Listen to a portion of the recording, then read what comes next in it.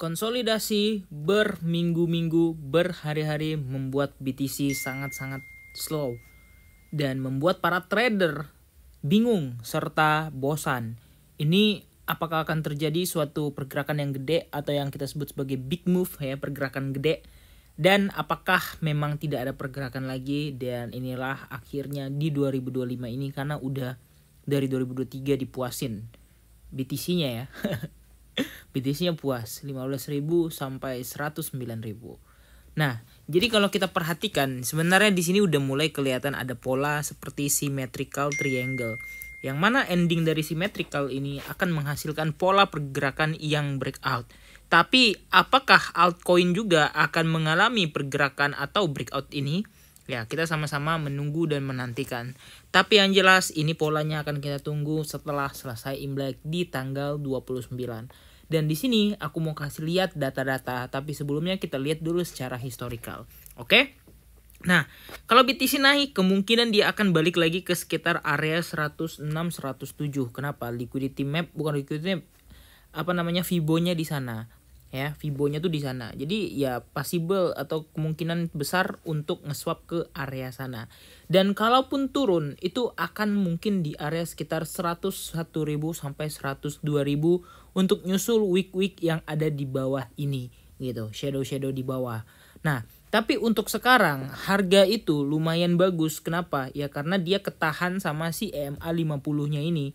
Ya, bukan EMA, MA 50-nya ini. Sehingga price action di situ seolah-olah memantul dan dia respect sama si candle ini, respect sama si MA 50. Kayak kalian lihat tek mantul setiap ke harga ini atau menyentuh area MA 50 ini, harga seakan-akan tidak mau turun dan memantul dari area tersebut. Tapi apakah itu akan menjadi suatu data konsolidasi? Ya sebenarnya belum tentu juga, karena itu kan hanya sebuah dynamic support. Oke? Kita akan lihat secara data dan model. Nah, secara liquidity map untuk 24 jam terakhir, biasa aku pakai model 2 sih. Nah, ini kalau kita perhatikan di sini cukup banyak, atau model 3 deh. Oke, kita lihat. Nah, di sini tuh cukup banyak guys ya. Jadi bentar. Atau dipenuhin lagi di sini. Nah, jadi kalau kita perhatikan ini lumayan banyak untuk data yang sekarang karena harganya sekitar 100 ini. Untuk ke atas itu sekitar area 105.000 sampai 106.000. Nah, kalau menurut aku ini cukup banyak. Kenapa? Karena ya di atas itu ada, di bawah itu ada. Jadi seolah-olah harga itu cuma main-main di tengah-tengah kayak sekarang. That's why liquidity map itu ya di situ-situ aja, karena ya kalau kalian perhatikan ya liquidity mapnya sesuai, atas ada, bawah ada. Jadi dia dalam rangka yang dekat kayak gitu. Nah, kemudian kalau kita lihat lagi dari yang data-data yang lain-lain kayak misalnya open interest deh. Kita lihat open interest. Di sini masih CMA itu masih memimpin ya. Dan chance-nya itu perubahannya itu ya itu enggak terlalu signifikan ya, 0, sekian aja, apalagi di Binance bahkan 1 jam dan 4 jam itu masih minus gitu. Jadi memastikan kalau ini masih belum menjadi momentum untuk orang untuk orang ini ya, untuk orang masuk. Kemudian kita lihat funding rate heat map. Nah, untuk funding rate enggak usah yang heat map ya. Nah, untuk kita lihat yang funding rate di sini jujur di sekarang itu mulai banyak yang putih dan netral, dan di 1 hari itu juga sebenarnya masih merah-merah guys. Dan untuk di 7 hari juga sebenarnya masih merah-merah, 30 hari juga masih merah-merah, dan 1 tahun juga masih merah-merah. Inilah kenapa alasannya Bitcoin dan altcoin itu sepertinya susah naik.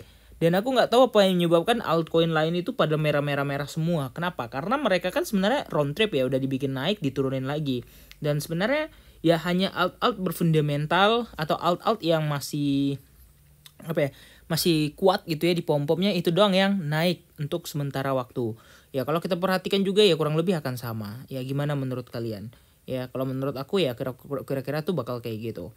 Tapi yang jelas di sini kalau kita perhatikan marketnya mulai menunjukkan gejala-gejala yang tidak banyak pergerakan ya, maksudnya tidak banyak ABC ya, apakah pada menunggu Imlek ataukah pada menunggu FOMC bulan depan ya.